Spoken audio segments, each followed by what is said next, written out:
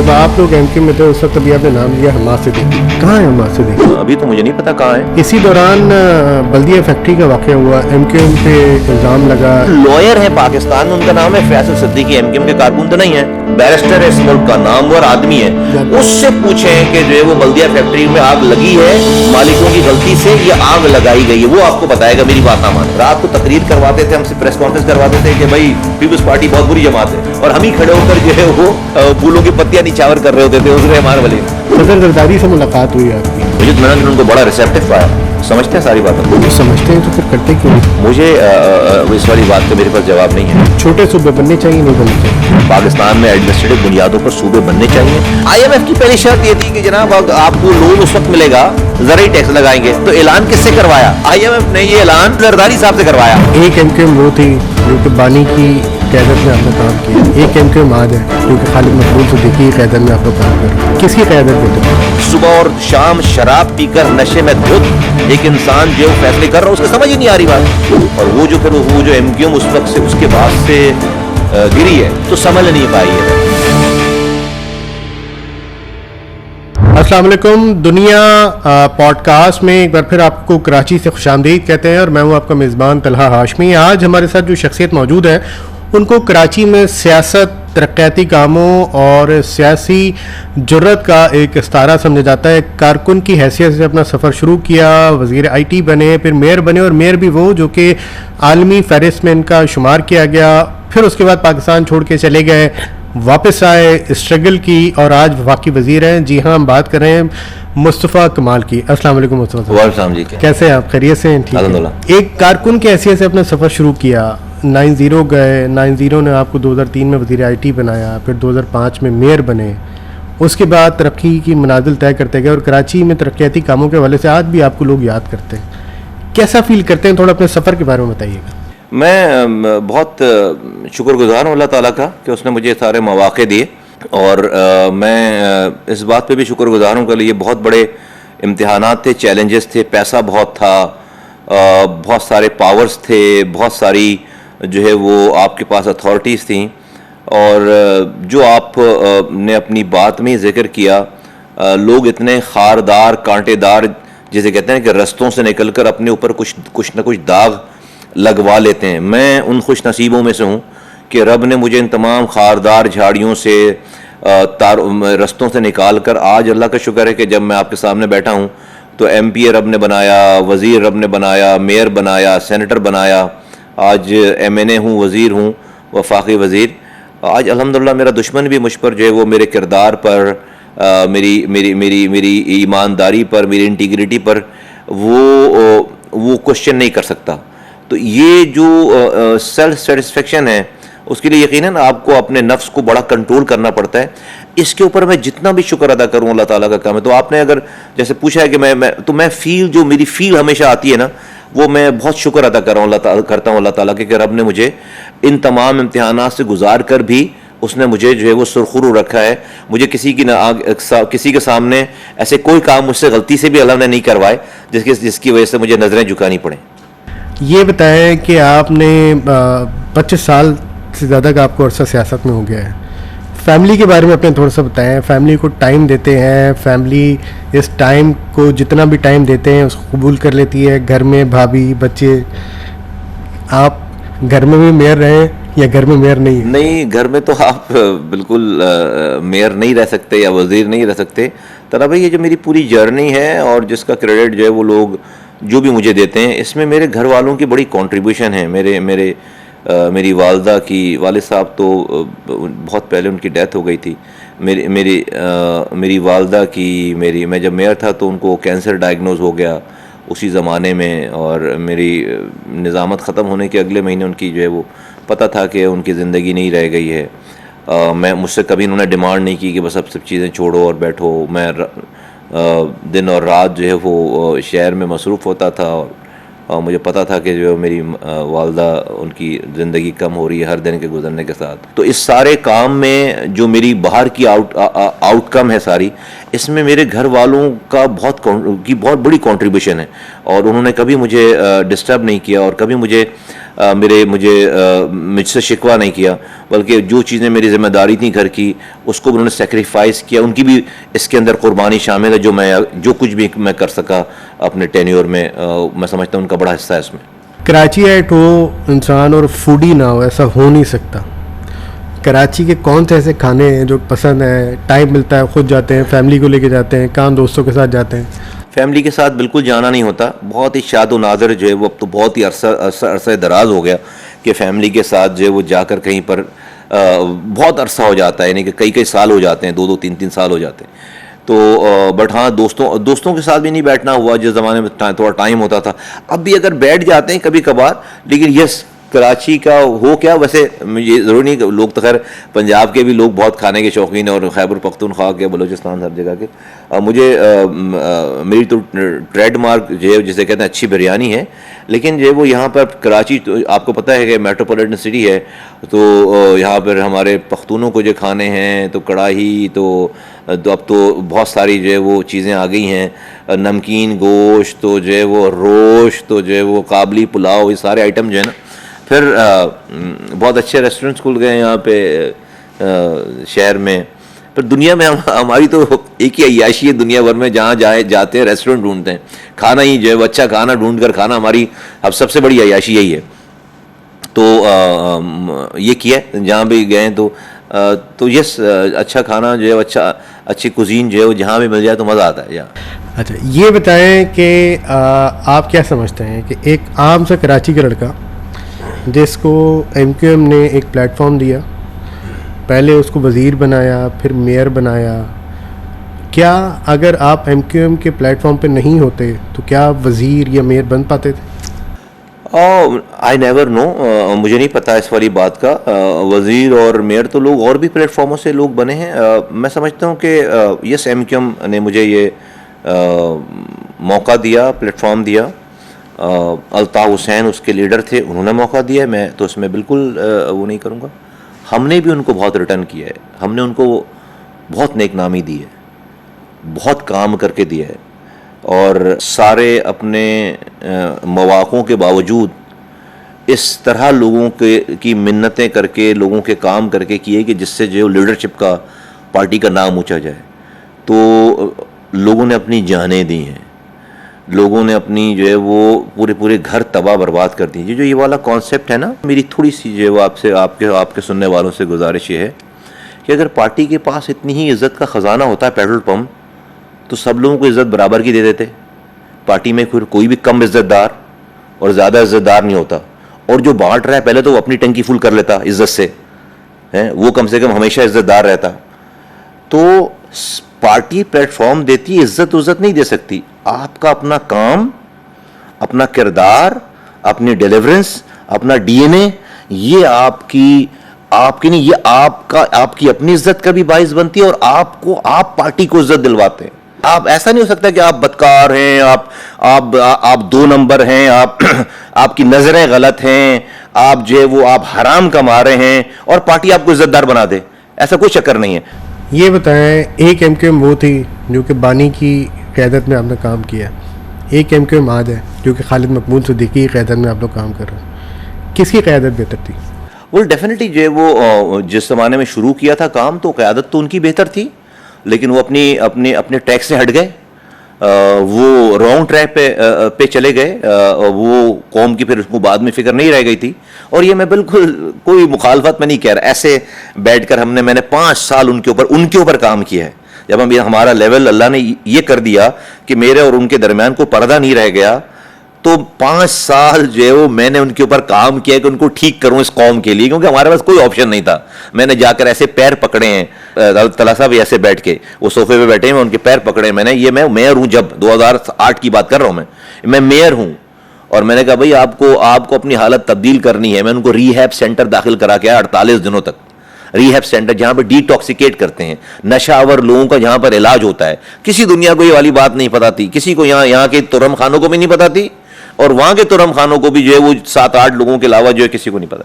तो ये हमने ये काम किया, तो डेफिनेटली उनकी, लेकिन वो अपने ट्रैक से हट गए। वो रात में कुछ कहते थे, सुबह कुछ कहते थे, रात में गालियां बकते थे, लोग मरते थे, चीजें।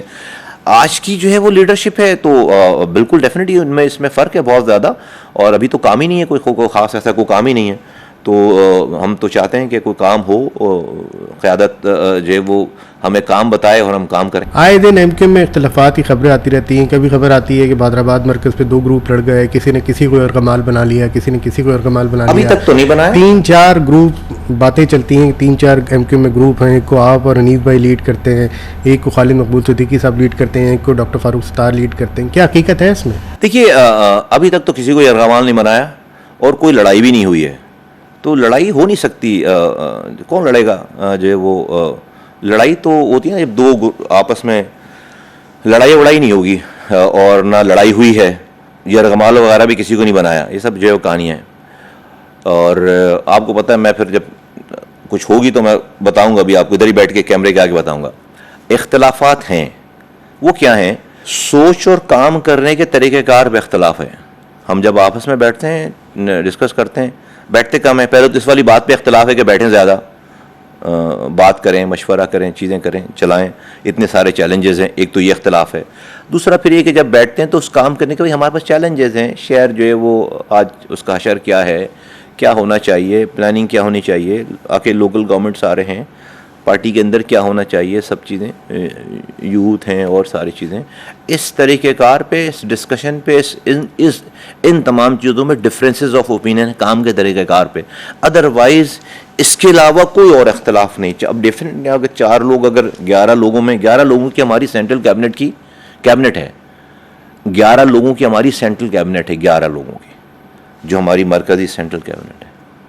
अब वो आपस में जब काम के तरीक़ेकार पे हो सकता है 4 लोग कोई एक तरीक़ेकार पे बात कर रहा हूँ, दो लोग, तो पहले तो उस सेंट्रल कैबिनेट को बहुत ज़्यादा मिलना चाहिए, बैठना चाहिए। तो वो कोई कई महीने हो जाते हैं। तो इस वाली बात पे यकीनन इख्तलाफ है कि बात पे इख्तलाफ से मुराद यानी कि ये राय है कि इतने सारे मसले मसाइल हैं और डिसीजंस होने हैं, तो आपस में बैठ के बात करेंगे तो डिसीजंस होंगे ना। इस वाली बात पे बिल्कुल इख्तलाफ है। अच्छा, थोड़ा पीछे चलते हैं। 2013 के आम इंतखाबात हुए, मई में 90 पे एक एपिसोड हुई।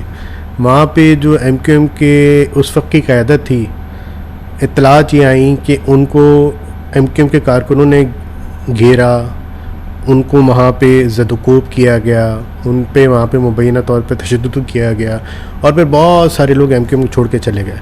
आप मई में नहीं गए, कुछ दिन बाद गए, आप सेनेटर थे उस वक्त। क्या हुआ था उस दिन रात में एमक्यूएम की 90 पर? मैं उस वो क्यों 11 मई वगैरह का कोई वाक़या, 11 या 13 मई का कोई वाक़या, 13 मई की रात इलेक्शन 2 से 2 दिन, आई थिंक 11 को इलेक्शन हुए शायद, या 8 इस तरह। जी, मई में इलेक्शन हुए 2। मैं नहीं था 90 पे उस वक्त, मैं घर आया था उससे कुछ पहले। रात के 2-2:30 बजे का वाक़या है, तो मैं नहीं था 90 पे उस वक्त जिस वक्त ये वाक़या हुआ है। ज़दोकोब जो है वो फारूक सत्तार साहब को और वासे जलील को और कुछ और लोग होंगे, और वो अल्ताफ़ हुसैन साहब नशे में थे, जैसे जो वो रहते हैं।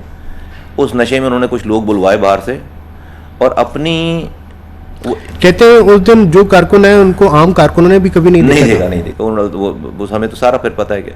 और फिर उन्होंने वहाँ पे खास वो टारगेट किलिंग वाली कोई टीम, मुझे नहीं पता कि वो टारगेट किलिंग करवाते थे, उनसे क्या करवाते थे, बट एनीवेज वो उन्होंने बुलवाए, कुछ लोग बुलवाए। और क्या था मसला, हम कराची की सारी सीटें जीत चुके थे और एक क्लिफ्टन की सीट जो है वो हम हार रहे थे। अब अल्ताफ़ हुसैन साहब को ये एक्सेप्टेबल नहीं थी ये वाली बात, और उनको पता था कि उन्होंने पिछले 4-5 साल तक खराफात की हैं सियासत में। पीपल्स पार्टी से 2008 से 2013 5 दफ़ा हुकूमत से निकले और 5 दफ़ा हुकूमत से में शामिल हुए हैं। रात को तकरीर करवाते थे, हमसे प्रेस कॉन्फ्रेंस करवाते थे कि भाई पीपल्स पार्टी बहुत बुरी जमात है, और सुबह होते होने से पहले रहमान मलिक साहब की कॉल चली जाती थी महरूम की, और हम ही खड़े होकर जो है वो फूलों की पत्तियां निछावर कर रहे होते थे उस रहमान मलिक मरहूम साहब के पास। अब वो जानते हैं, और अल्ताफ़ हुसैन साहब जानते हैं, वो डायरेक्ट जाते थे उनके घरों पे, कूलर वूलर का तोहफा लेकर जाते थे उनके पास। तो एनीवेज, तो ये पता था अल्ताफ़ हुसैन साहब को कि ये सारा कुछ जो है ना वो गंद मचाई उन्होंने है, और जिसकी वजह से पहली दफ़ा 2013 के इलेक्शन में कराची के लोगों ने एक खामोश इंतकाम लिया। ठीक है, बिल्कुल ठीक है, इंतकाम लिया। और फिर वो एक बहुत बड़ा वोट पीटीआई को पड़ा पहली दफा वो वोट, और वो बिल्कुल जेन्युइन वोट पड़ा पीटीआई को, जेन्युइन वोट, और एक सीट वो निकाले और बकिया जगहों से भी उनको जो है वो हजारों में वोट पड़े, ठीक है ना। तो अजीजाबाद वाली सीट पे भी बहुत सख्त कंटेस्ट हुआ। अजीजाबाद वाली सीट तो देखें हमेशा से सख्त होती है, हमेशा से टफ होती है, एक जमाने से कभी भी अजीजाबाद वाली सीट जो है वो बहुत वो नहीं रही। तो उसके बाद पीटीआई ने 2 जगहों पे पीटीआई की खवातीन बैठ गई मुजाहरा करने के लिए, एक जो है वो 3 तलवार पे और एक 5 स्टार चौरंगी पे। अल्ताफ साहब को ये बात अच्छी नहीं लग रही थी। वो जो चाह रहे थे वो यहाँ के लोग वो करने के लिए तैयार नहीं थे और करना नहीं चाहते थे जो वो चाह रहे थे, ठीक है। क्या चाह रहे थे वो? छोड़ने इस वाली बात को, वो जो चाह रहे थे वो करने के लिए यहाँ पे हम यहाँ पे सिस्टम जो है वो अल्हम्दुलिल्लाह हमें इतना शऊर होश आ चुका था कि वो नहीं, वो अब तो वो जो अपनी पुरानी वो जो अपनी एक लोगों के वोट उनके खिलाफ डालने की फ्रस्ट्रेशन, और एक जो है वो पीटीआई को जो वोट मिला उस 2013 में, और ये जो सारे हम ये समझा रहे हैं उनको दोनों कि भाई जश्न मनाओ यार, हम पहले से 2008 से भी 1 सीट या 2 सीटें हमारी बढ़ गई हैं, तो इसको जश्न में कन्वर्ट करो इस वाली बात को। लेकिन वो होश हो तो समझ में आए ना, सुबह और शाम शराब पीकर नशे में धुत एक इंसान जो है वो फैसले कर रहा है, उसको समझ ही नहीं आ रही बात। वो रोना गाना मचा रखा है, फोन पे गालम गलोज मचा रखी, वो करते करते करते करते करते ये उनको अपनी जो है वो को भड़ास निकालनी होगी, तो वो उन्होंने कन्वर्ट कर दिया सारा के जो है वो लोगों के ऊपर, हमाद सिद्दीकी के ऊपर, उस वक्त की राब्ता कमेटी के ऊपर और केटीसी के ऊपर। अबे यार उन्होंने तो तुम्हें सीटें निकाल के दी हैं बेवकूफ़ आदमी। तो ये करके और बाहर से कोई लड़के वड़के बुलवाए और उन लड़कों से बदतमीजी करवाई पहली दफ़ा, लेकिन वो अल्ताफ हुसैन की आखिरी बदतमीजी होगी मेरा ख्याल है, ठीक है। वो शायद उनको ये था उनको ये घमंड कि वो जिसको चाहें जब चाहें जो चाहें करें, और फिर बाद में भाई भाई करके माफ़ी मांग के लोग आ जाते थे। उनको इस दफ़ा थोड़ा सा जो नया तजुर्बा हो गया ये वाला, और वो जो फिर वो जो एमक्यूएम उस वक्त से उसके बाद से गिरी है, संभल नहीं पाई, तो संभल नहीं पाई है, फिर संभल नहीं पाई है। तो मैं अगस्त में मैं चला गया हूँ 13-14 अगस्त की सुबह, और सितंबर अक्टूबर में अनीस कायम, उसी साल अक्टूबर में अनीस कायम खानी चले गए। वो दिन है और आज का दिन है कि जो है वो बस फरियादें करते रह गए सारे। तो उसके बाद ज़रा शायद पीटीआई की खातून रहनुमा उनका मर्डर हुआ, इल्ज़ाम लगा एमक्यूएम पे, एमक्यूएम हुआ, क्या वाकई एमक्यूएम बरी हुआ? लड़का तो जिसके ऊपर इल्ज़ाम लगा वो अरेस्ट हुआ, फिर वो तो बरी हुआ, साबित नहीं हुआ ये तो मुझे नहीं पता इस वाली बात का। अदालतों के पास वो केस गया, लोग अरेस्ट हुए, लेकिन वो बरी हुए उस इसी दौरान बल्दिया फैक्ट्री का वाक़या हुआ, एमक्यूएम पे इल्ज़ाम लगा, जीआईटी ने उसको एमक्यूएम को इसका ज़िम्मेदार करार दिया, उसमें हमाद सिद्दीकी का नाम आया, उसमें और भी बहुत सारे रहनुमा जो कि इस वक्त भी हैं उनका भी नाम आया, तो क्या वो भी गलत है? बिल्कुल गलत, बिल्कुल गलत है। वो तो इल्ज़ाम उसकी अगर आप जो है वो जीआईटी भी गलत थी, बिल्कुल गलत है। तीसरी जीआईटी है वो तीसरी जीआईटी है जो आज जब मैं और आप बात कर रहे हैं तो आज तो एमक्यूएम नहीं है उस तरह मारने वाली एमक्यूएम, और कई सालों से नहीं है मारने वाली एमक्यूएम। तो शाहिद भाईला और राशिद भाईला, क्या नाम है दोनों भाइयों के नाम है, तो वो मुल्क में क्यों नहीं है, वो भागे हुए क्यों हैं? आज तो जो वो एमक्यूएम नहीं है ना मारने, आज आए ना कारोबार करें, एक जर्मनी में बैठा हुआ है और एक कनाडा में बैठा हुआ है, वो क्यों भागा हुआ है? और आपको पता है कि इस केस में 4 चौकीदारों को सजा हुई है, पख्तून है चारों, 4 चौकीदार, एक ही एंट्री है उस गेट की जिसपे वो बैठते थे, ऊपर कैमरा लगा हुआ है? और इन सारे ये बोले को और इनको सजा देने के साथ साथ आपने उन 4 चौकीदारों को भी सजा दी। क्यों? क्योंकि वही तो विटनेस है कि कोई अंदर गया नहीं गया। तो अगर आप उनको विटनेस से आप उनको कल्प्रिट में कन्वर्ट नहीं करते तो सजा ही नहीं बनती। न कैमरे में तस्वीर है, आज एक मोबाइल फोन छीनने की वीडियो दिखाते हैं, तला साहब आप नहीं दिखाते। तो इतने बड़ी फैक्ट्री में शाम के 5 बजे सारे लोगों के हाथ पैर बांध के कोई जलाने आए, 3500 आदमी था उसके अंदर, कोई वीडियो नहीं है उसकी, कोई तस्वीर नहीं है उसकी। कहते हैं उसको तल्फ कर दिया। किसने तल्फ किया? क्यों तल्फ किया? किसने तल्फ किया? नाम लो, किसने तल्फ किया? तो आपने क्या किया है कि चूंकि उसको उस वक्त के लोगों को सजा देनी थी, इतना बड़ा केस बना लिया था, एमक्यूएम का नाम बिकता है, आपने उनको भी जो है वो 25-25 साल की सजा दे दी उनके साथ, और बेचारे अंदर जेल में एक बड़े मियाँ की बेचारे के बाबा की डेथ भी हो गई उसके अंदर। ये बिल्कुल गलत 2 नंबर केस है। कोई किसी को भी लाके मेरे सामने बिठाएं, भाई देखिए एमक्यूएम कितनी बुरी है ये हमसे ज्यादा कौन जानता है, बता तो रहे ना हमने बगावत नहीं की क्या, ये सिग्नेचर नहीं है एमक्यूएम। इसके अलावा कितनी फैक्ट्री में हाथ बांध करके लोगों को जो है वो एमक्यूएम ने जलाया हो, ये एमक्यूएम का काम नहीं है, एमक्यूएम का तरीकेकार नहीं है ये। हमने वहां पर रेस्क्यू का काम किया है, हमें क्या पता था एक दिन जो है वो मैं मेयर नहीं था उस समय, लेकिन वो फायर ब्रिगेड वगैरह सारे जाने वाले, हमने कहा भाई 25 लोग अंदर फंसे हुए हैं, हमें तो बस यार कोने की फैक्ट्री है, इसके गारमेंट की फैक्ट्री, लोग जब चोरी करते थे उस गारमेंट तो मालिक ने क्या किया, सारे शीशे उतरवा के खिड़की को नहीं शीट लोहे की शीटें लगवा के वेल्ड करवा दी। फिर ऊपर का जाने वाला दरवाजा उस पर इतना बड़ा ताला पड़ा हुआ है कि ऊपर से लोग जाकर उसकी छत से बाहर फेंक देते थे थैली और बाद में जाकर उठा देते थे गारमेंट, उसने ऊपर ताला लगा दिया। 180 लाशें जो है उस ताले के साथ ऊपर वाले फ्लोर पे मिली हैं। 280 लोगों के जो शहीद हो गए उसके अंदर जल के बेचारे, उनके जो लॉयर हैं पाकिस्तान में, उनका नाम है फैसल सिद्दीकी, एमक्यूएम के कारकुन तो नहीं है। आप उनकी किताब पढ़िए, उन्होंने किताब लिखी है इंटरनेशनल राइटर्स के साथ मिलकर, उसमें पूरा चैप्टर है बल्दिया फैक्ट्री के ऊपर, जो कि आज फैसल सिद्दीकी बहुत बड़ा बैरिस्टर है इस मुल्क का, नामवर आदमी है, उससे पूछें कि जो है वो बल्दिया फैक्ट्री में आग लगी है एक्सीडेंट से, मालिकों की गलती से, ये आग लगाई गई है, वो आपको बताएगा, मेरी बात ना माने, वो आपको बताएगा। बिल्कुल फ्रॉड केस है ये, बिल्कुल गलत केस है ये, क्योंकि उस वक्त की एमक्यूएम के खिलाफ ऑपरेशन करना था, चीजें करनी थी गलत। इससे क्या होता है कि आप कुछ सही भी बात करते हैं कल को तो वो बात भी इसी तनाजुर में ली जाती सारी बात। तो वो उसमें एक उन्होंने नीचे फ्लोर, मैं चूंकि इसको फॉलो किया है, हमसे आप की तरह के लोग सवाल करते हैं, तो मैंने तो उसकी पूरी डिटेल मेरे पास है। उसने मालिकों ने एक वुडन फ्लोर डाला कर था बेसमेंट, उसमें आग लगी है, सारी चीजें। फिर मजे की बात है, जैसे मैंने आपको कहा कि भागे में, अभी तक भागे में, क्योंकि उन्होंने 2 नंबर गलत उस पर वो किया है। तीसरी बात यह है कि ये सारा निज़ाम, जैसे भत्ते वाली बात में कर रहा था, ये भत्ता एमक्यूएम के लिए लेना, उस वक्त लेना, इन दोनों भाइयों से क्या मसला था, उसके लिए फैक्ट्री को आग लगाने की जरूरत थी। वो 4 लड़के आते, उसको जो है मोटरसाइकिल पे बीच में बिठा के लेकर जाते, और वो जो है वो जितने पैसे मांगते देता, और जो है वो और लोग भी, मैं बता रहा हूं ना जो काम है, ये सिग्नेचर ही नहीं है ये वाला सिग्नेचर। कितनी फैक्ट्री में एमक्यूएम ने जो है वो आग लगाई है। तो ये 2013 का ऑपरेशन एमक्यूएम के खिलाफ करना था, आपके मुताबिक इल्जाम लगा दिया गया। 92 का ऑपरेशन करना था, जिनापुर का नक्शा बना दिया गया। तो हमेशा एमक्यूएम क्यों टारगेट पे रही? नहीं देखिए, मुझे नहीं लगता कि ये बल्दिया फैक्ट्री को बेस बनाकर ऑपरेशन शुरू किया गया, मुझे नहीं लगता है इसको, वो एक वन ऑफ द एपिसोड था। तो फिर आप तो कह रहे हैं ना कि इसी पे ऑपरेशन शुरू किया? नहीं, मैं ऑपरेशन की बात नहीं कर रहा, मैं इल्जाम की बात कर रहा हूं। इल्जाम, आपको पता है ना कि मालिकान 6-6 महीने जेलों में बन रहे हैं, फिर जो उनको लाड़काना की अदालत से जाकर बेल दिलवाई गई। पता है आपको, यहाँ की अदालतें उनको बेल दिलवा देने के लिए तैयार नहीं थी। मैं उस वक्त कहीं और तो वो खबर मैंने ब्रेक की थी, मुझे पता। लाड़काना की, यहाँ के बिजनेसमैन गए लाड़काना की अदालत से उसको जो है वो बेल, और उसके बाद से जो भागा हुआ है वो आज तक भागा हुआ है।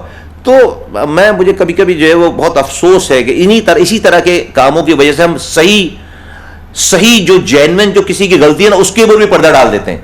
वही एमक्यूएम क्या करती थी, और अगर ऐसा था तो हमने की ना बगावत, उस वाली एमक्यूएम से बगावत हमने की है ना। लेकिन मैं ही बैठकर कह रहा हूं यार नहीं, ये वाला काम एमक्यूएम ने नहीं किया, आ जाओ ना मुझसे बात करो ना, ये वाला काम एमक्यूएम ने नहीं किया, और कोई जो है वो नहीं कर सकता हमारे 4 सवालों को। भाई जो विक्टिम्स का लॉयर है फैसल सिद्दीकी, उसी ने किताब लिख दी कि ये काम एमक्यूएम, जो कि एमक्यूएम के मुखालिफिन में से हैं, अगर आप उनका बैकग्राउंड देखें तो। ठीक, जब आप लोग एमक्यूएम में थे उस वक्त अभी आपने नाम लिया हमास सिद्दीकी, कहाँ है हमास सिद्दीकी?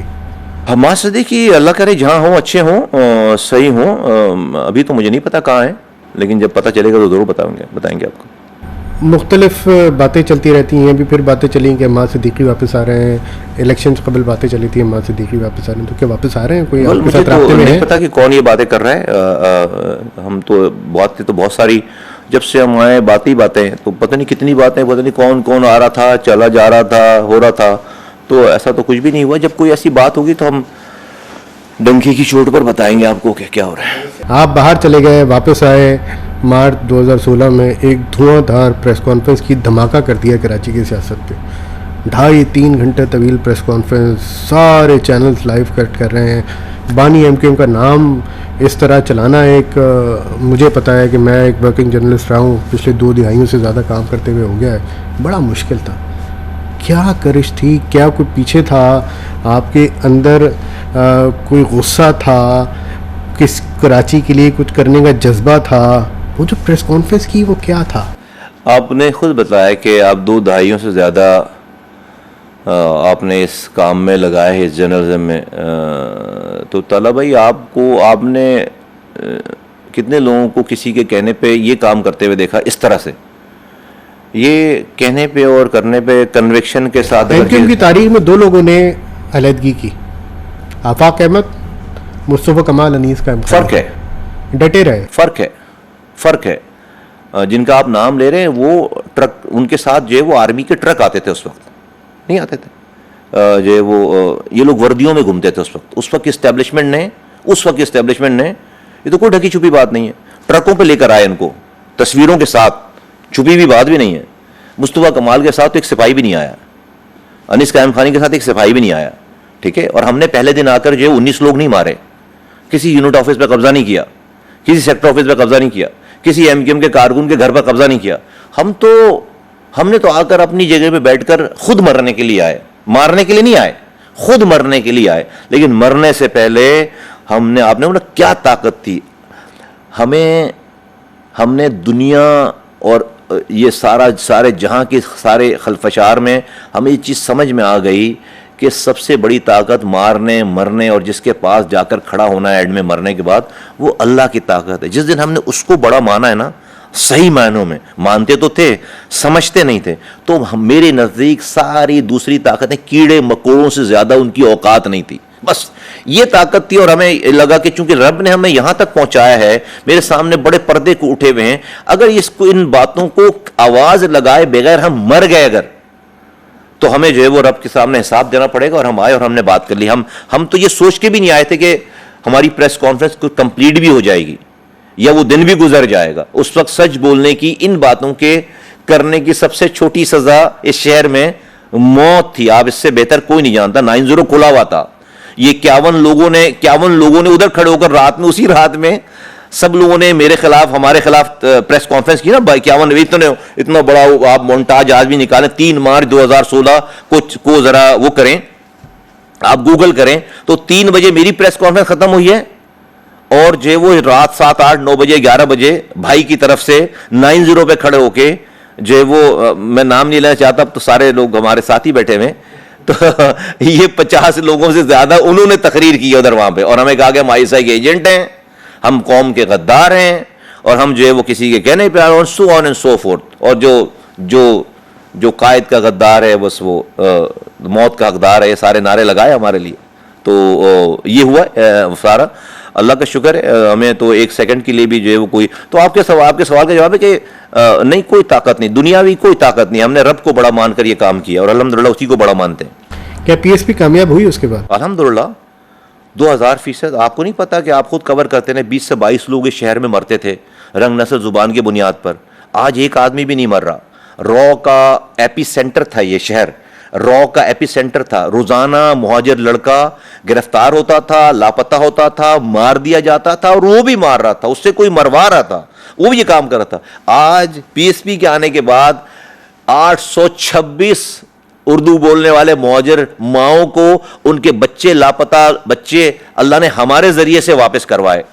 आज कोई जेल नहीं जा रहा, जेल खाली हो गए। आज 15,000 लड़का अपने घरों पर नहीं सो सकता था, आज वो अपने घर पर सोता है, माँ बाप की खिदमत करता है, बच्चों की तालीम की फिक्र कर रहा है, अपनी नौकरी का बंदोबस्त कर रहा है। उसकी नई नस्ल जवान हो रही है। आज इस शहर में रंग नस्ल जुबान की बुनियाद पे इलाके नहीं बटे हुए। आज आप अलासिफ पे जाकर जो है वो अफगानी बोटी खा सकते हैं। आज जो है वो उनके चप्पल सीने वाले मोची को, रिक्शा चलाने वाले ड्राइवर को कोई जो है लियाकताबाद में जो है तंग नहीं कर रहा। ये पीएसपी का कारनामा है। ये अल्लाह ने ये काम हमसे लिया है। आप 35 सालों से शहर पे ऑपरेशन कर रहे थे, आप हथियारों से इस खराफात को खत्म नहीं कर सके। अल्लाह ने यह काम हमसे लिया, मुझसे अनीस कायम खानी ने। हमने लोगों के दिलों को अल्लाह ने आवाज लगवाई और दिलों को अल्लाह ताला ने फेरा। और आज जो शहर में कोई मरने के लिए तैयार नहीं, हथियार रखने लोगों ने रख दिए। और इस शहर में तो 100% 200% पीएसपी जो है वो अपने मकसद में कामयाब हो गई। पीएसपी को आपने रिफाई काम के लिए बनाया था या पॉलिटिकल पार्टी एज अ बनाया था? पीएसपी को हमने जो है पॉलिटिकल पार्टी रिफाई अगर पीएसपी पॉलिटिकल पार्टी बनी थी तो 2018 में एक भी सीट नहीं ले पाई, पीएसपी उसके बाद भी एक भी सीट नहीं ले पाई, मतलब सीटें जीतने के लिए आपको एमक्यूएम में शामिल होना पड़ा, तो इसका मतलब है पीएसपी तो कामयाब नहीं हो पाई। 2018 के इलेक्शन को अगर आप कहते हैं कि जो है वो शहर में आरटीएस सिस्टम को बंद करके ये शहर इस पूरे मुल्क में इलेक्शन के रिजल्ट निकाले गए, कोई छुपी हुई बात नहीं, पीएसपी सीटें जीत रही थी। और किस पीएसपी की आप बात कर रहे हैं? 2016 में जो पीएसपी बनी है और आप 2018 के इलेक्शन की बात करो, और मैं जवाब दे रहा हूं, ये कोई इट्सेल्फ बहुत बड़ी बात नहीं है। उस शहर में जहां पर इख्तलाफ करने की सबसे छोटी सजा मौत होती थी, वहां पर मुझसे आप जो है वो इलेक्शन जीतने, और तो इमेजिन करेंगे कितना बड़ा हमने माइलस्टोन तय किया होगा कि हम इलेक्शन को लड़ भी रहे थे और हम इलेक्शन जीते। मैं आपको आप ही के टीवी के मैं रिजल्ट दिखा दूं, 9:16 तक 3 सीटों के रिजल्ट है, तीनों में मैं जीत रहा था, तीनों में पीएसपी जीत रही है। 9:16, 15 मिनट 16 मिनट एग्जैक्ट बता रहा हूं, 9:16 पे पूरे मुल्क में आरटीएस सिस्टम को बिठा दिया गया। गने तान कर जो वो पोलिंग एजेंट्स को कहा गया कि निकलो इधर से बाहर, जिसके सामने काउंटिंग हो रही थी, और काउंटिंग अब नहीं होगी, आरओ से जाके 2 दिन के बाद वारा वजीरिस्तान का रिजल्ट आ गया, कोहलू का रिजल्ट आ गया है, डेरा बुक्टी का रिजल्ट आ गया, 3 दिनों के बाद कराची का रिजल्ट आया है। उसी इलेक्शन में एमक्यूएम ने सीटें जीती तो थी, 4 सीटें जी है वो दी गई, पीएसपी ने एक भी सीट नहीं दी, एमक्यूएम ने 4 दी थी ना। तो पीएसपी जब एमक्यूएम के खिलाफ बात कर रही है, बानी एमक्यूएम को उसने अपने तई बिल्कुल एक्सपोज कर दिया, एमक्यूएम फिर भी 4 सीटें ले गई, पीएसपी एक भी सीट नहीं ले पाई, तो इसका मतलब है कि आपकी उस वक्त की कामयाबी तो नहीं थी, वो तो कामयाबी तो आपको एमक्यूएम में वापसी में मिली। आप उसको थोड़े से मैं अगर रिफ्रेश करूं आपके जुमले को, कि एमक्यूएम को 4 सीटें जीती, 4 सीटें एमक्यूएम को दी गई, और 14 सीटें जो है वो शहर से पीटीआई को दी गई, ठीक है। पीएसपी की सीटें पीएसपी को नहीं जीतने दिया गया, नहीं दी गई, क्यों वजह? अब वो ये तो उस वक्त के फैसला करने वालों से पूछी जाए वही वाली बात कि भाई हमें जो है वो आपने ये दिमागों का। अब देखें भाई जी, उस वक्त के फैसला साज वो पीएसपी जिसने आके एमक्यूएम और बानी एमक्यूएम के खिलाफ बगावत की, वो पीएसपी जिसने एमक्यूएम के नेटवर्क को अनर्थ किया, वो पीएसपी जिसकी बुनियाद रखी मुस्तफ़ा कमाल ने, वो मुस्तफ़ा कमाल जिसको एक पप्पी इधर और एक पप्पी इधर होती थी, उस मुस्तफ़ा कमाल ने ये सारी चीज़ें एक्सपोज की, और उस वक्त के फैसला साज पीएसपी को एक भी सीट नहीं दे पाए। तो मतलब ये चीज समझ में ना आने वाली बात। कितनी जबरदस्त आपने इसकी आर्टिकुलेशन की है तला भाई, आई एम सो ग्लैड कि आप ये बात, आप यकीन करें जब आपके समझ में ये वाली बात नहीं आ रही, तो जो ये जिसका आप ये कारनामा बता रहे हैं, उसके ऊपर क्या गुजरी होगी, उसको कैसे ना समझ में आ रही होगी ये वाली बात। और ऐसा ही हुआ है कि हम भी ये भाई हमसे, तो आपका दिमाग कितना बागी होता है, फिर आपका दिमाग कितना, कि हम अपने बच्चों को ये बोलकर आ रहे हैं कि बेटा हमारे मरने के बाद रोना नहीं, हमारी मरने के बाद अच्छी जगह मुलाकात होगी। किसके लिए? इस मुल्क के लिए, रियासत के लिए, अपनी कम्युनिटी के लिए। किससे लड़ने आ रहे हैं? रॉ से लड़ने आ रहे हैं, और उनके साथ ये किया जा रहा है जो आप बता रहे हैं। तो हमारा दिमाग कितना खराब हुआ होगा, लेकिन उस दिमाग खराब होने के बावजूद भी हमने रेड लाइन क्रॉस नहीं की। उस वक्त की रियासत, उसके इदारों, उनके लोगों के लिए हमने एक लफ्ज जुमला अदा नहीं किया, जुमला अदा नहीं किया। कमरे में बैठकर गिले किए होंगे, करते हैं, किए थे आज तक, क्योंकि देखिए हमने एक चीज तय की है, ये मुल्क मेरे अकेले के बाप का नहीं है, मैं अकेला जिम्मेदार नहीं हूं इसका। अगर कोई इसको तबाह करना चाहता है सारी कोशिशों के बावजूद, तो मैं कौन होता हूं उसको रोकने वाला अकेले? मैं तो अपने हिस्से की कोशिश करके रब को जवाबदेह हूं। हमने अपनी जो भी हमारी बिसात है, हमने ये बिल्कुल, आज जो शहर का असर है ना, इसी तरह की होशियारियों की वजह से आज इस शहर में 90% पानी लोग खरीद कर पी रहे हैं। आज इस शहर में कचरा उठ नहीं रहा। आज इस शहर दुनिया की 4 इंसानों के रहने की बदतरीन अनाउंस जगह है। तो अगर जो है वो हमारे साथ ये होशियारी नहीं होगी। यहीं पे आपको रोकता हूँ, मेयर कराची यहीं पे बैठे हुए थे, ये मैंने उनसे सवाल किया, मैंने कहा ये दुनिया के बदतरीन शहरों की फहरिस्त में आ गया, पहले भी आया था अब भी आया। वो कहते हैं नहीं, आप मुझे सर्वे ला के दिखा दें। तो आप गूगल करें, worst living cities in the world डालें, नहीं, वो तो कहते हैं कि ये तो बिल्कुल एडुकेटेड है। मैं तो मेरा ये लेवल ही नहीं है कि मैं उनकी बातों के ऊपर जो कमेंट करूं या तस्करा करूं, चीज़ें करूं। वो आपको डिसाइड करना है और सुनने वालों को डिसाइड करना है। मैं तो आपसे मैं अपनी बात कर रहा हूं कि जो मैं समझता हूं, जो मैं इस शहर के बारे में, अपनी इसकी सियासत के बारे में, इसकी एडमिनिस्ट्रेशन के बारे में, वो मैं आपके सामने बयान फरमा रहा हूँ। आम इंतखाबात से पहले और बल्दियाती इंतखाबात से चंद रोज़ कबल MQM का मर्जर होता है। उस MQM के मर्जर में जैसे ही मर्जर होता है तो MQM ये ऐलान करती है कि हम बल्दियाती इंतखाबात का बाइकआउट करेंगे।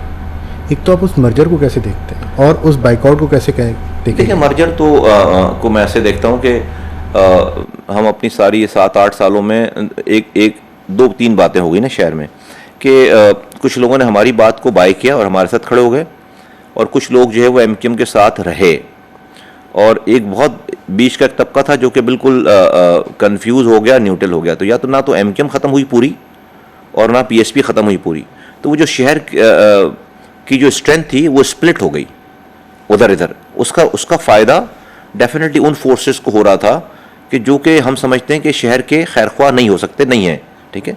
तो फिर हमने अपनी कोई अना मेरे अंदर नहीं है, ना मेरी कोई ईगो है।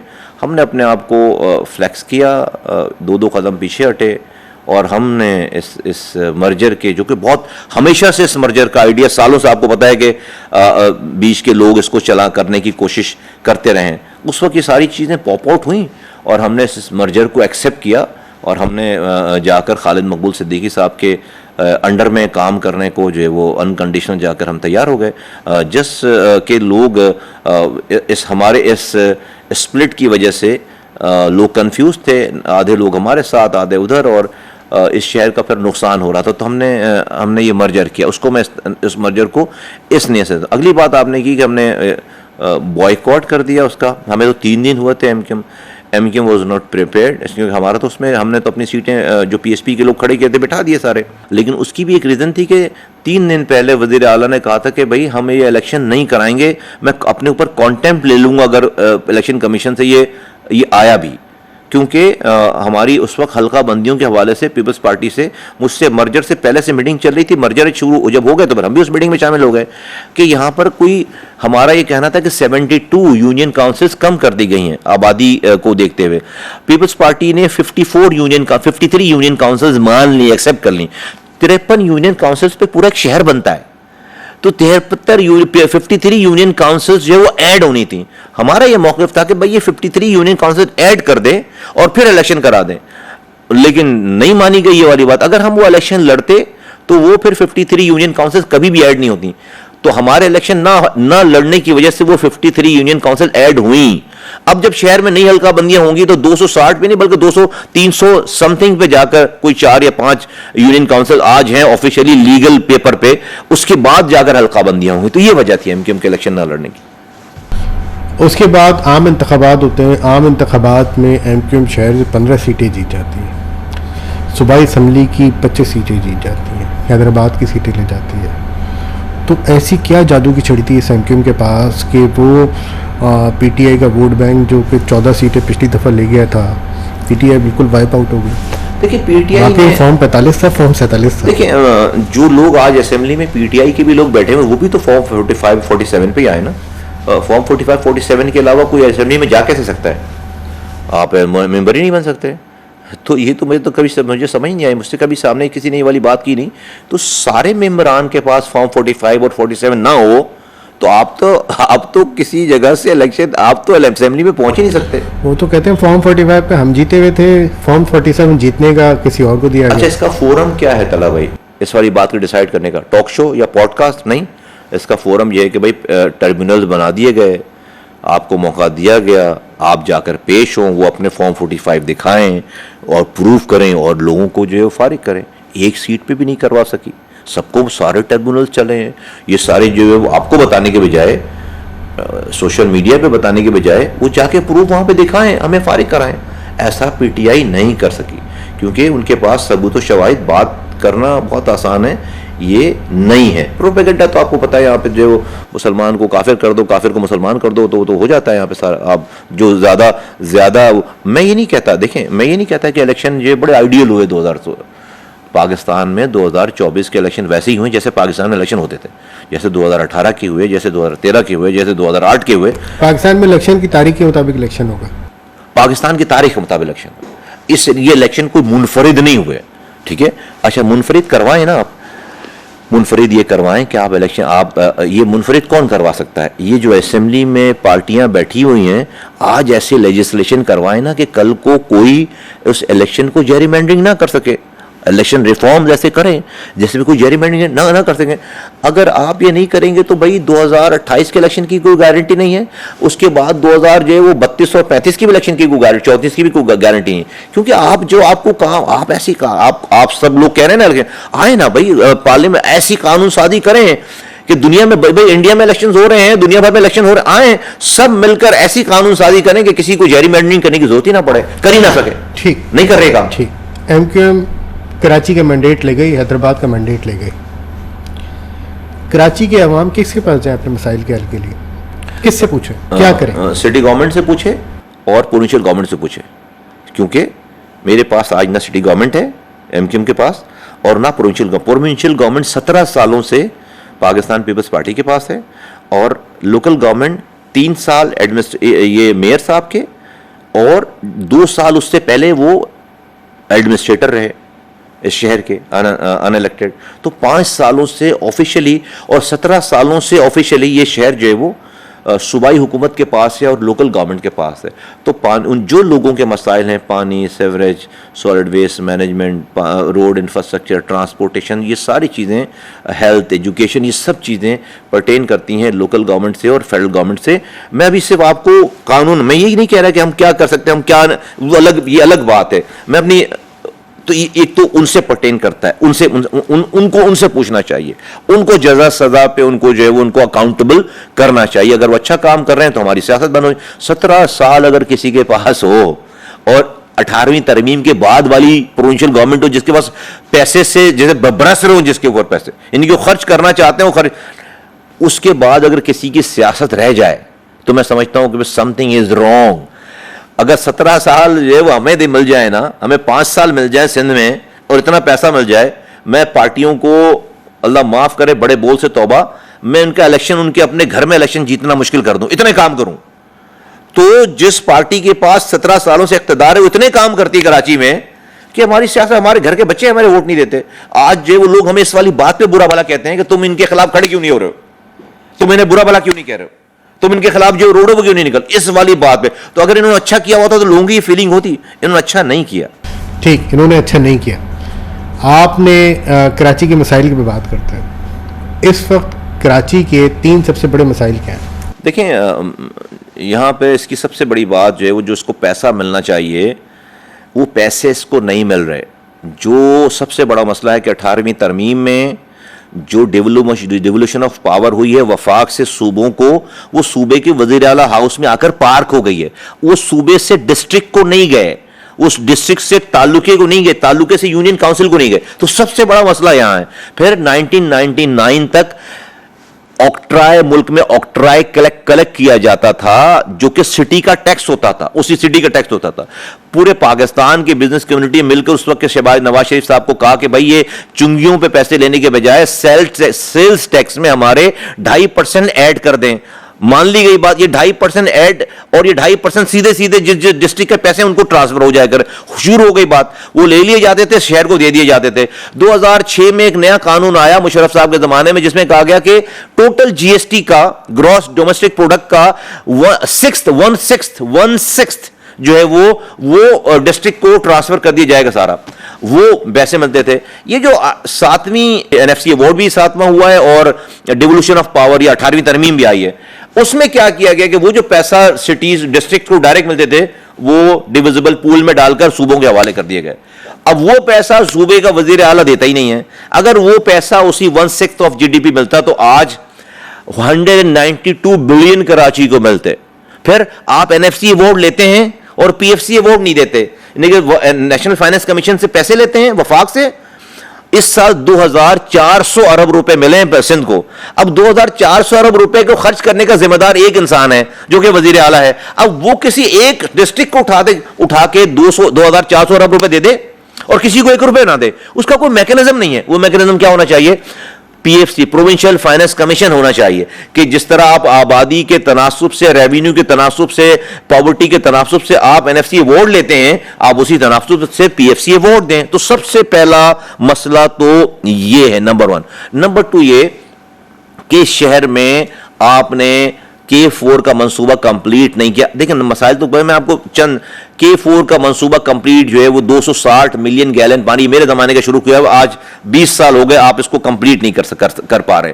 इसको जल्द से जल्द कंप्लीट होना चाहिए। लेकिन K4 का पानी कराची तक आएगा। कराची के डिस्ट्रिक्ट टाउनों में, डिफरेंट टाउनों में जाने के लिए आपको ऑगमेंटेशन करनी है, मेन ट्रंक लाइनें डालनी है। वो ट्रंक लाइन सिंध हुकूमत ने डालनी है, वो डाल नहीं रहे।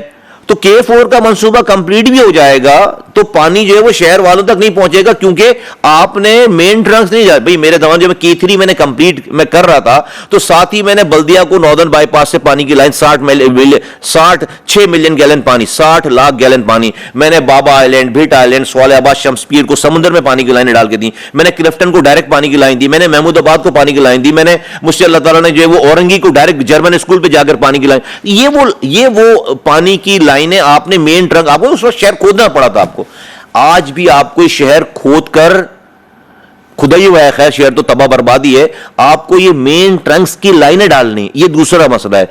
और तीसरी जो है वो जो यहाँ पर जो इश्यूज हैं वो बात है वो सारी कि हमारे पास ये जो पीएफसी अवार्ड है, ये PFC award provincial finance commission का जो ये अवार्ड है, ये अवार्ड जो है वो डिस्ट्रिक्ट्स को शुरू कर, ये आप अगर 3 पूछते हैं तो मैं ये 3 बातों के ऊपर ये वाली बात करता हूँ। और इसके अलावा तो खैर मसाइल और बहुत ज़्यादा हैं, अगर हमारे पास तो पूरी इसकी डिटेल है। लेकिन ये 2-3 पैसा मिलना शुरू हो जाए और ये यूनिटी ऑफ कमांड आ जाए कि ये मेयर जो हो वो इस पूरे शहर का जो म्यूनिसिपल हेड हो और उसकी अकाउंटेबिलिटी हो, और डेफिनेटली अपनी आप लीकेजेस को कम करें, करप्शन कम हो, परसेंटेज कम हो ना हो, और जो वो डकैती ना हो रही हो, छोटी मोटी चोरी तो चल जाती है।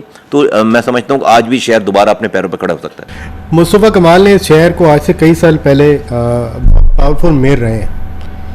क्या यहाँ के नालों की कैपेसिटी 40 mm बारिश के पानी को ले जाने की है? क्या बरसाती नाले जो इस शहर में मौजूद हैं, जो गोरे के दौर से बने हुए, शायद हम वो दोबारा बना भी ना सकें? कितना पानी ये शहर बारिश का उठा सकता है? वज़ीर आला कहते हैं कि अगर 100 mm करना है या ज़्यादा करना है तो पूरे शहर को खोदना पड़ेगा। तो क्या उनकी बात में कोई हकीकत है? देखिए 2 बातें। अगर एक शॉर्ट स्पैन में, देखिए मैं सियासत नहीं करना चाहता, मैं फैक्ट्स जो मुझे अल्लाह ने नॉलेज दी है, तजुर्बा दिया है, मैं उसके जरिए वो आपके और आपके सुनने वालों के सामने रखना चाहता हूँ। किसी भी शहर या मुल्क में अगर एक शॉर्ट स्पैन ऑफ टाइम में बहुत हैवी बारिश हो जाए तो वहाँ पर पानी थोड़ी देर के लिए खड़ा होगा, ठीक है। पानी जो है वो चूँकि आजकल एब्रप्ट किस्म की एबनॉर्मल बारिशें हो रही है ना, तो अगर आप वही स्पैन बड़ा हो जाए पानी बारिश होने का, कि जितनी बारिश 1 घंटे में हुई है अगर वो 7 घंटों में हो तो उसका बिहेवियर डिफरेंट होगा। लेकिन जो है 7 घंटों की बारिश अगर आधे घंटे में हो रही है तो वो क्वांटम जो है ना ज़्यादा, तो वो दुनिया का आजकल ये जो आउटबर्स्ट है सारा, इस पर तो दुनिया के बड़े शहरों में भी पानी खड़ा हो जाता है और चीज़ें होती हैं इसके। लेकिन जो करने वाले काम थे जो कि नहीं हो रहे हुए शहर में बारिशों के, अब तो सब सीज़न आ जाता है। हमारे ज़माने में हम 4 महीने पहले से डिसिल्टिंग का काम शुरू, बारिश के पानी को निकालने के लिए बारिश के बाद नहीं होता काम, वो 4 महीने पहले होता है। आप नालों की डिसिल्टिंग करते हैं, उसकी मिट्टी निकालते हैं ताकि उसमें जगह क्रिएट हो। फिर जब दिन करीब आ जाते हैं तो मैनुअली आप ये जो मलेरिया कुली कहते थे हम इनको इन खाकरुबों को मैनुअली उतार कर एक कैशपेट निकालकर उसमें से थैलियां निकालनी पड़ती हैं।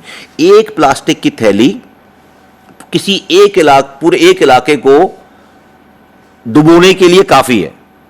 अगर एक कैशपेट पे वो आया है ना वो फारे का सर, तो बाकायदा उसको मैनुअली हम निकलवाते थे, फिर उसकी सुपरविजन होती थी। फिर जब ये मसाइल आते थे, जहां जहां पे आपको याद हो मेरे जमाने में 2006 में बाथ आइलैंड डूब गया था पूरा 48 मिनट, ये तो कुछ भी नहीं, ट्रक पे जाता था मैं बैठ के, मेरी गाड़ी नहीं जा पाती थी वहां पे, तो गाड़ी तक जाता था फिर उसके बाद ट्रक पे। लेकिन जब 48 दिनों के बाद वहां से पानी निकला है ना, हम वहाँ से नहीं निकले वहाँ से। फिर मैंने कहा मेक श्योर करो कि यहाँ से अब अगले साल पानी जमा। हमने पूरे बाथ आइलैंड के ऊपर स्टॉर्म वाटर ड्रेन बिछाया, क्लिफ्टन अंडरपास को हमने कनेक्ट करवाया, जो ब्लॉकेज थे वहां से चीजें हटाई।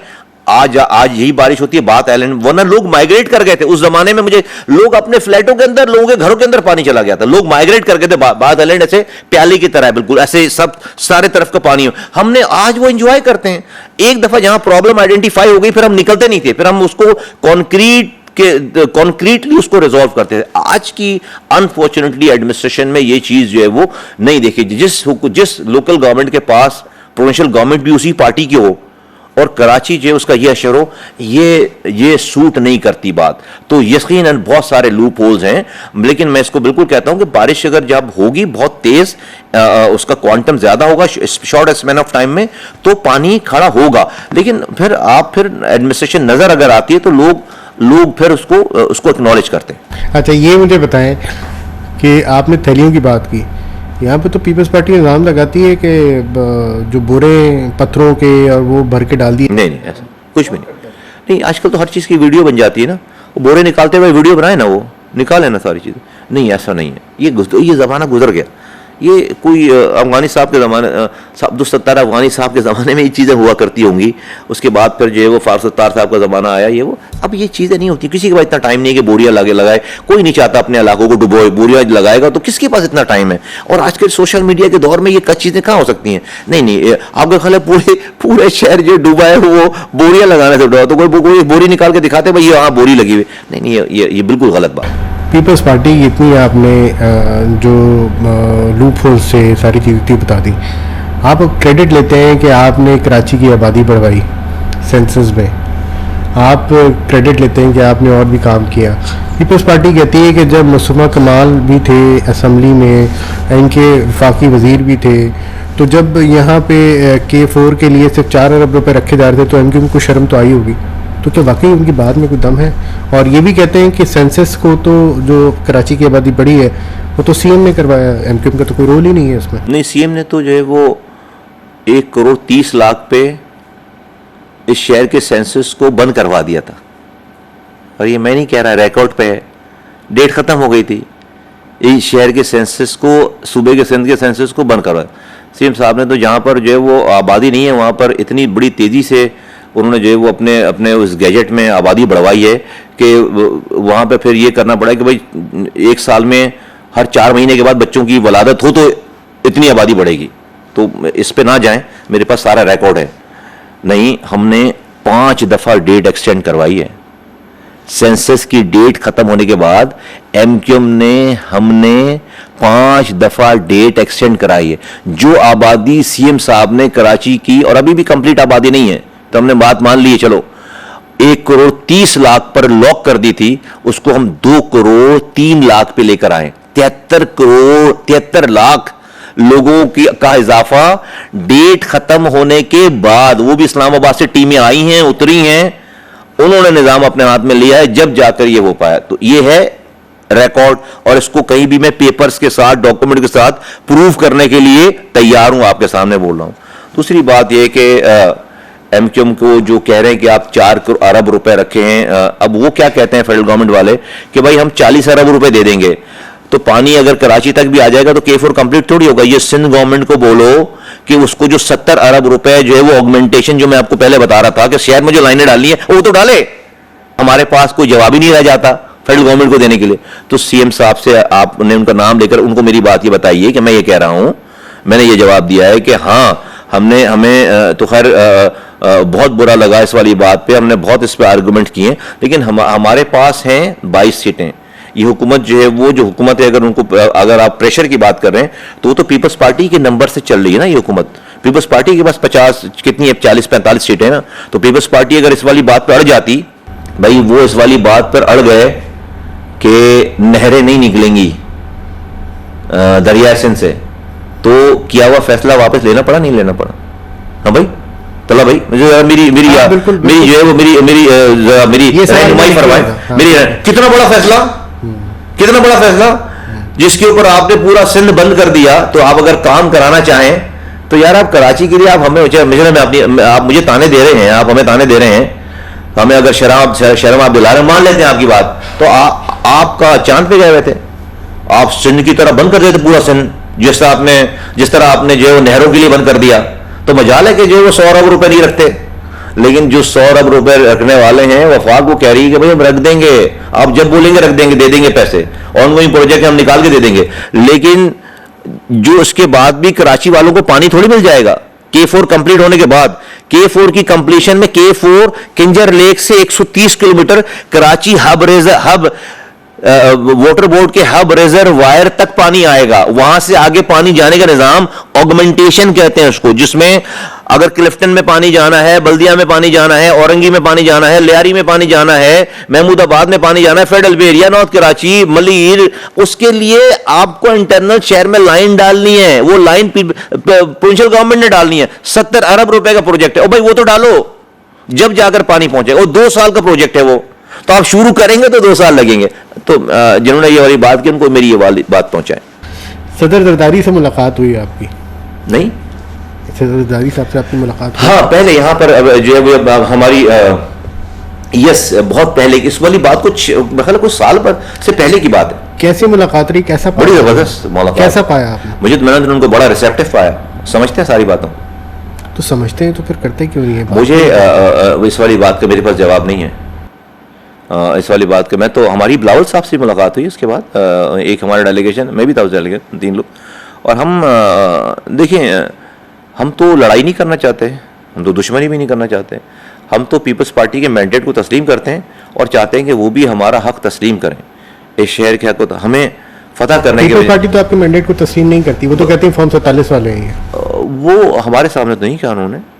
अकेले बैठकर तो लोग बादशाह को भी गाली बक देते हैं, बादशाहों को भी गाली बक देते हैं। बिलावल साहब ने कई बार तंजीम नहीं, हमें तो हमसे मिलना नहीं चाहिए था। फिर उन्हें हमसे तो मिले, वो ऑफिशियल मिले, जरदारी साहब मिले, ऑफिशियल मिले। देखें अभी इस बार ये तो बात अभी छोड़ ही देना कि कौन से वाले फॉर्म का है। इस वाली बात पे तभी ये बात निकलेगी तो बहुत दूर तक जाएगी। नंबर 1। नंबर 2, ये हमारा मैंडेट है, जैसे पाकिस्तान में इलेक्शन में वैसे इलेक्शन में, जैसे 2018 में हुए थे वैसे 2024 में, और आगे भी मुझे लगता है ऐसे ही होंगे इलेक्शन। जो हमारे सियासतदानों के नहीं, मैं तो जो हालात देख रहा हूँ, क्योंकि आपका निज़ाम आपने चेंज तो नहीं किया ना। आपने निज़ाम हर कोई सेटिंग बनाने के चक्कर में लगा हुआ है ना भाई। देखें, पीटीआई को भी जो एतराज़ है वो एतराज़ इस वाली बात पे तो नहीं है कि एस्टेब्लिशमेंट की इन्वॉल्वमेंट क्यों, कह हमारे हक में क्यों इन्वॉल्व नहीं है।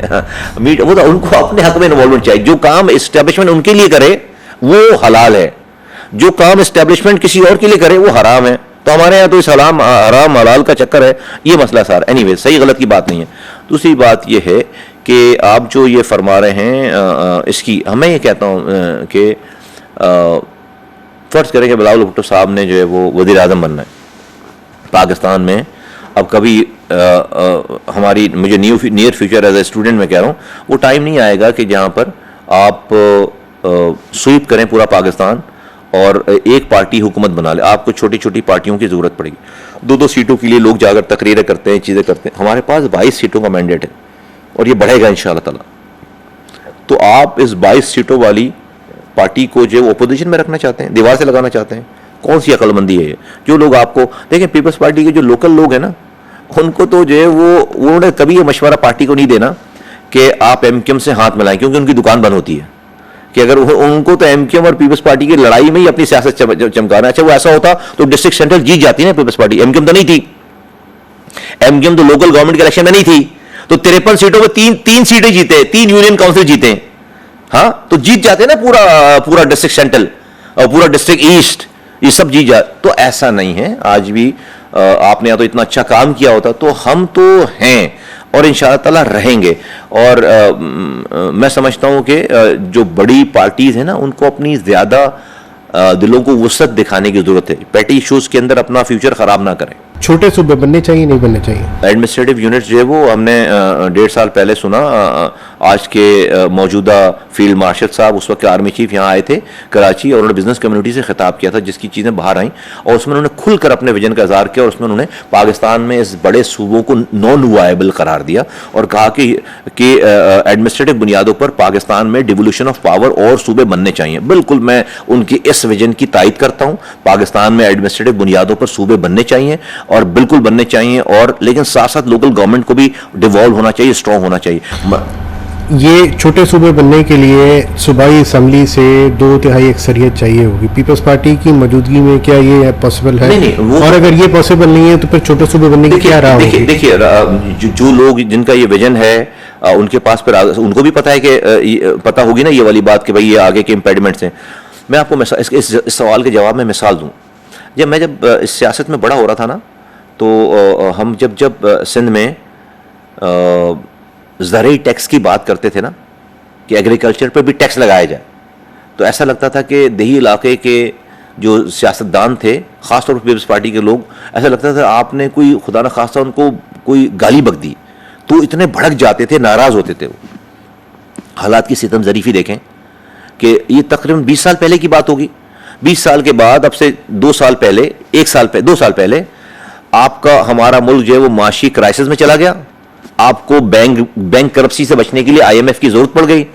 IMF की पहली शर्त यह थी कि जनाब आपको लोन उस वक्त मिलेगा जब आप जो है वो मुल्क में ज़रूरी टैक्स लगाएंगे। तो ऐलान किससे करवाया? वजीर आजम से नहीं, ऐलान जरदारी साहब से करवाया। IMF ने ये ऐलान, वो लोग जो कि इस वाली बात को कई दिहाइयों से अपोज करते चले आ रहे थे, वक्त की सितम ज़रीफी की वजह से मजबूर होकर, हालात के ऊपर मजबूर होकर उनको ऐलान करना पड़ा। जरदारी साहब ने ऐलान किया सिंध में, आपको आप मेरे रिकॉर्ड पे लाना चाहिए, इस मुल्क में ज़रूरी टैक्स के निफाज का ऐलान जरदारी साहब से करवाया गया। जरदारी साहब ने किया और लोगों ने ये वाली बात मानी और ज़रूरी टैक्स लग गया। तो हालात और वाक़यात तब्दील होते रहते हैं। आज मुल्क के हालात और ऐसे ये मुल्क नहीं चल रहा, इस निज़ाम में नहीं चल रहा। तो जो लोग इसको अपोज कर रहे होंगे, अब हालात ऐसे हो गए कि वही सूबे बनाएंगे इंशाल्लाह ताला। सूबे MQM की जो है अव्वलीन तरजीहात में से शुरू से कहते आ रहे हैं कि महाजर सूबा बने। अब एडमिनिस्ट्रेटिव बुनियादों पर बातें आ गई हैं, तो MQM क्यों मुतहरिक नज़र नहीं आती है? तो ये MQM के जो है वो इंटरेस्ट की बात है, MQM को इस पर आगे होना चाहिए। कहीं नहीं है। देखिए आज का ज़माना चला गया कि आप झंडा लेकर जो है वो रोज़ाना जुमे की नमाज के बाद मुजाहरे करें, कुछ नहीं होता। वो मुजाहरे आपने जिसको दिखाने हैं, MQM उनके साथ बैठी हुई है, हुकूमत है। अब भाई वज़ीर आज़म को हुकूमत को दिखाने ना मुजाहरे करके आपको, वो बेचारे मुजाहरे वो करते हैं जिनकी कोई सुनने वाला नहीं है। हम तो बात कर सकते हैं, अभी बात करते हैं, तो मुझे क्या जरूरत पड़ी लोगों को परेशान करने की? जहां पर हुकूक के लिए बात की जानी चाहिए होगी वहां कर रहे होंगे ना, बात कर रहे हैं बात। और ये बड़ी जबरदस्त बात है। सपोर्ट करती है। नहीं, मैं कौन हूं? मैं PTI से या पीपल्स पार्टी का जो है वो नुमाइंदा तो नहीं बैठा आपको। भाई मुझे आप MQM का समझते हैं ना, समझते हैं या नहीं समझते? तला क्या मैं MQM का हूं? नहीं हूं। नहीं, आप वफाकी वजीर हूं MQM का, और MQM के सेंट्रल कैबिनेट का। भाई मैं इस वक्त तो हूं, इस वक्त जो है वो आपके पास जब बात कर रहा हूं, मैं आपसे कह रहा हूं ना, मैं आपको जो कह रहा हूं कि भाई मैं MQM बात कर रही है आपके साथ कि MQM ही की, तो आपने खुद तो बताया कि MQM की उठाई हुई सारी बात है। आप उसको कोई भी नाम दे दें, आप उसको जनूबी सिंध और मशरक़ी सिंध और मगरबी सिंध और कुछ भी नाम दे दें, सिंधी का नाम रखें, लेकिन इस मुल्क में अब बात हमारी ख्वाहिश की नहीं रह गई, अब बात इस मुल्क की मजबूरी की रह गई है। अब मेरी ख्वाहिश की बात नहीं है, वो तो जब हमने उठाई होगी बात, तो हम भी उस वक्त भी मुल्क की जरूरत समझते थे, लेकिन हमें उसको क्लब ऐसे किया गया कि हमारी ख्वाहिश है। आज तो मुल्क की मजबूरी है। आज तो अगर अब नहीं चल रहा इस निजाम में एक आम आदमी को ग्रास रूट लेवल पे तो उसके फ्रूट मिल ही नहीं रहे, उसके लिए आपको ये वाला काम करना पड़ेगा। तो MQM इसलिए बहुत मैच्योरिटी के साथ इसको बिहेव कर रही है कि हम इसको जो है वो इशू नहीं बनाना चाहते, ये मुल्क की जरूरत है। अच्छा, वफाकी वज़ीर सेहत है, 18वीं तरमीम के बाद वफाकी वजारत सेहत में क्या वो जो क्रक्स है वो मौजूद है, वो पावर मौजूद है, वो पैसा मौजूद है? क्या आपको लगता है कि 18वीं तरमीम सही हुई है? और 18वीं तरमीम कंप्लीट नहीं हुई है। वफाक से डिस्ट्रिक्ट को, सूबों को आगे, सूबे से डिस्ट्रिक्ट्स को नहीं गई। दूसरी बात यह कि आपने वफाकी वज़ीर सेहत की हवाले से बात की कि हमारे पास से जो वो है इन्फोर्समेंट, जो हॉस्पिटल्स हैं वो सारे जो है वो सूबों को डिवॉल्व हो गए। हमारे पास रेगुलेशन रह गई है। ड्रैप हमारे पास है जो कि मेडिकल डिवाइसेस और मेडिसिन को रेगुलेट करता है। PMDC हमारे पास है जो कि मेडिकल कॉलेजेस को, डेंटल कॉलेजेस को रेगुलेट करता है, प्राइवेट पब्लिक बोथ। और नर्सिंग काउंसिल हमारे पास है, नर्सिंग को, तमाम मुल्क के नर्सिंग काउंसिल कॉलेजेस को रेगुलेट करता है, and so on and so fourth. तो पॉलिसीज हमारे पास इस्लामाबाद और AJK और GB हमारे पास है हॉस्पिटल्स के हवाले से, लेकिन पूरे मुल्क का तकरीबन 99.9% जो सारा निज़ाम जो वो है वो डिवॉल्व हो गया, पैसा वहाँ चला जाता है सारा। तो रेगुलेशन हमारे पास है जिसमें हम फिर ये वर्टिकल जो प्रोग्राम्स हैं सारे, ये पोलियो, उसमें भी नीचे सूबाई हुकूमतें काम करती हैं, लेकिन हम उनको फैसिलिटेट करते हैं। पोलियो क्यों खत्म नहीं हो पा रहा? मिसकॉन्सेप्शंस हैं हमारे यहाँ, लोग रिफ्यूजल्स हैं बहुत सारे, उसको हम सही कर रहे हैं, उनको एड्रेस कर रहे हैं, और इंशाअल्लाह ताला आइंदा आने वाले महीनों में हमें अच्छी उम्मीद है कि उसका रिजल्ट आएगा इंशाअल्लाह ताला। कराची के हवाले से पॉजिटिव चीज़ देख रहे हैं आने वाले दिनों? इंशाअल्लाह ताला ये जो है वो अगर पॉजिटिव चीज़ मुझे उम्मीद नहीं होती तो मैं आपको यहाँ पे नज़र नहीं आता। मैं कराची के आने वाले दिनों, आइंदा आने वाले दिनों बहुत अच्छे दिन देख रहा हूँ, और कराची को जितना सफ़र करना था उसने कर लिया। अब कराची इंशाअल्लाह ताला जो है वो इस सफरिंग से बाहर निकलेगा, और कराची खड़ा होगा तो मुल्क खड़ा होगा इकोनॉमिकली। तो आपको अगर मुल्क को खड़ा करना है अपने पैरों पे, तो कराची को खड़ा किए बगैर, उसके जायज़ हुकूक दिए बगैर मुल्क नहीं खड़ा हो सकता। और ये सबकी अंडरस्टैंडिंग है, और इंशाअल्लाह ताला मैं आइंदा आने वाले दिनों और महीनों में अच्छे हालात देख रहा हूँ कराची। क्या कराची की पब्लिक ग्राउंड पे आपके साथ है? अल्हम्दुलिल्लाह है, अल्हम्दुलिल्लाह है। और जब हमें उसे ज़्यादा वो एक्टिव देखेंगे हमें, तो मुझे लगता है कि जो लोग अभी जो है PTA के शहर कराची में तोड़ दिया गया? वो देखें, सारी चीज़ काम के ऊपर है। अब जो वो अब रेटोरिक्स के ऊपर जो है ना लोग बहुत ज़्यादा बिलीव करने वाले नहीं हैं, कॉन्क्रीट के ऊपर। हमारे साथ काम की लेगेसी है, लोग हमारे कामों को जानते हैं। गिवन अ चांस, हमें जब भी मौका मिला इस तमाम हालात के अंदर, हमें जब भी ड्राइविंग सीट मिली लोगों के लिए कुछ डिलीवर करने की, आप देखेंगे कि जो वो आपको शहर 6 महीनों में पलटा हुआ नजर आएगा। लेकिन लोग इस पे कैसे भरोसा करेंगे, क्योंकि लोगों ने तो आपको वोट दे दिया, आपको असेंबली में ले आए। हाँ। अब अगर आप हुकूमत का हिस्सा नहीं है तो लोग दोबारा आपको क्यों? नहीं, देखिए, लोकल गवर्नमेंट है, प्रोविंशियल गवर्नमेंट है, और चीज़ें हैं, लोगों को सब पता है। लोगों को पता है कि हमारे कितने आज हम जिस जगह पे हैं उस जगह पे जंग लड़ रहे हैं। आपने कहा ना कि हम नजर नहीं आ रहे, तो हम तो भाई कैबिनेट में नजर आ रहे हैं, बात कर रहे होंगे, हम वज़ीर आज़म से मिलते हुए नजर आ रहे हैं, बात कर रहे होंगे हम, तो वो हमारा काम आज जो है वो जुमे की नमाज के बाद मुजाहरा करना नहीं है, ठीक है? वो मुजाहरा करके जिसको हमने दिखाना है, जो भी बात कर रही है उसको हम जो है वो 2 घंटे के अंदर मिल सकते हैं।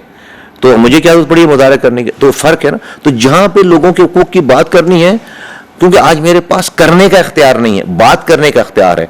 वकील में और एग्जीक्यूटर में फ़र्क है ना। आज मैं उनकी वकालत कर रहा हूँ, तो वकालत कर रहा हूँ ना आज, तो आज मेरे पास ये रोल लोगों ने दे रखा है। कल इंशाअल्लाह ताला जब दूसरा रोल होगा तो लोग एग्जीक्यूशन, जब गली कूचों के इख्तियारात मेरे पास, हमारे पास होंगे, तो इसको कर लेंगे, अल्लाह ने चाहा। 2003 से मुस्तफ़ा कमाल को ताकत मिली, और 2006 के बाद जब आपको निज़ामत मिली और आगे तक, उस वक्त का मुस्तफ़ा कमाल बड़ा ज़िद्दी, बड़ा अक्खड़, छोटी छोटी बातों में नाराज़ हो जाना, लोगों पे गुस्सा कर देना, उस वक्त के मुस्तफ़ा कमाल में और आज वफाकी वज़ीर सेहत मुस्तफ़ा कमाल में कोई फ़र्क देखते? वैसे ही है मुस्तफ़ा कमाल तो बहुत सारी चीज़ें लर्न की हैं, लेकिन जो वो मेरा DNA तो वही है।